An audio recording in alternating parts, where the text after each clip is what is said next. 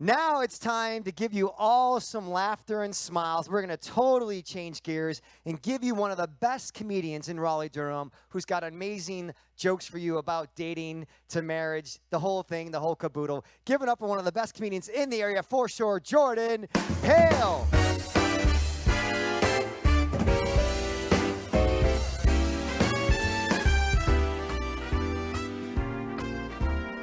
Hey, y'all. I should have waited for the music to stop.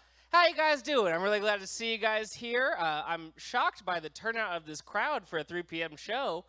You guys must have all taken one car because there are 4 parking spots in Cary. Who designed this city? I am currently parked in Morrisville. It's a bit of a trek back to my car. Guys, I'm the comedian tonight. My name is Jordan Hale. Keith didn't mention this, but much like Sully and Hayden, I'm also 14 years old.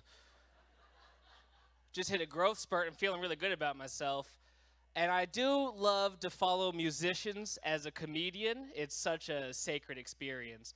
Musicians come out and they're like, this is a song about the first time I looked into my love's eyes and I knew it was going to be okay. And I'm like, last night I fell asleep face down in a box full of Oreos. Dating is going very well for me. Actually, I do love this show. It's such a unique mix of like comedy and romance, love, music. By a round of applause, who here is married? Yeah, keep it going. Who here is dating? If you're dating, make some noise. All right, this seems like you guys might get married. Seems might go well. Who here is single? Make some noise if you're single. Security, get them out of here. Y'all, whoever clapped, you keep track of that. You pair up by the end of the show or you don't come back later.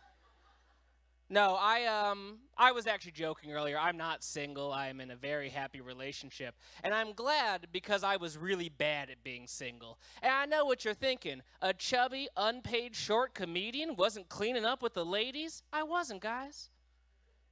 Because I'm bad at telling when people are flirting.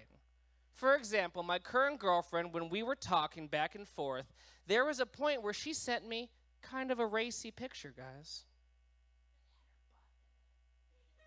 So she sends me the picture, and I'm like, oh, my. Oh, well, she is kind of artistic. You know, she's probably really proud of the composition of this photo. Yeah, she's probably not flirting with me. So I sent back to her, I just said, wow, what a beautiful sunset. Somehow I managed to overcome that. We're still dating. I'm also really glad that I'm no longer single because I'm off Tinder. Tinder is the worst, but I got the best stories out of it. One time I did a comedy show, and after the show, I went home, got on Tinder, matched with a young lady. We talked for a little bit, and then she said, hey, this is going to sound weird, but did you do stand-up comedy tonight at Full Steam Brewery? And I was like, yeah, that was me. And she said, cool. And then she unmatched with me. I don't know what joke I'm doing that makes women lose attraction to me, but it's probably the next one. I actually do seriously love this show. It's the 3rd love show. I've been in all of them so far. And each time, my romantic life has gotten better. First show, I was painfully single. Second show, just started seeing a girl. Third show, this is today, I'm moving in with my partner next month. Guys. You applauded that like my mom did. I was like, Mom, we're moving in. She was like, I hope Satan's on the lease. No, but I'm moving in with my girlfriend. Each show gets better. I can't wait for the 4th show where we will be going through a painful breakup. Woo! I need more material, guys. No, but it is like a big deal. Like, I've never lived with a partner before, and she's never signed a lease with a partner, and she was like, very sweet, very cute about it. She's like, you know, I've invited people to live with me. I've never really had an equal partner.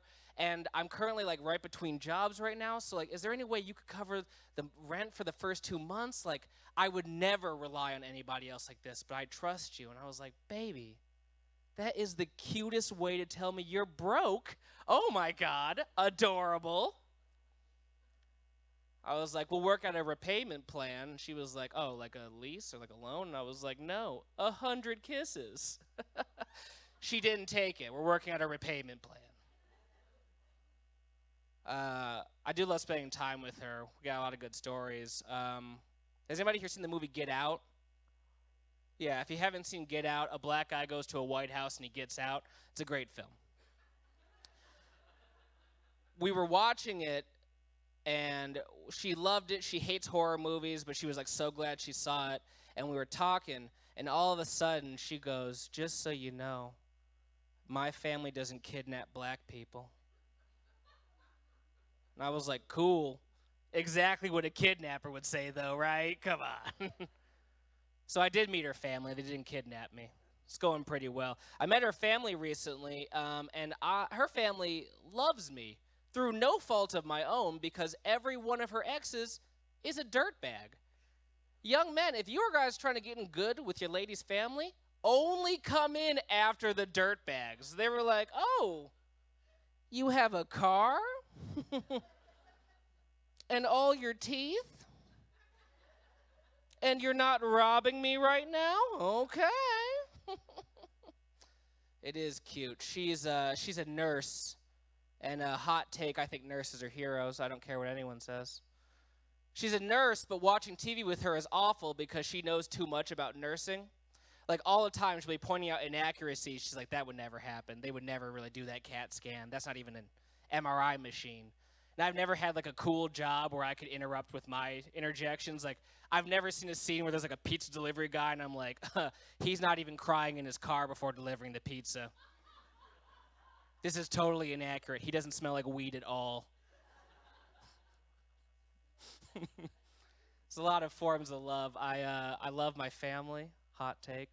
I love my dad, and I saw him for the first time in 6 years 2 weekends ago. That's not a bit, it's true. It was a very intense moment. It's always weird to meet somebody after that long, and I realized that in the interim, I've been getting all my fatherly advice from old black Uber drivers. It was, like, very odd. Like, I got into an Uber recently, and he was like, "Where you going, young blood?" I was like, dang, where am I going in life, man?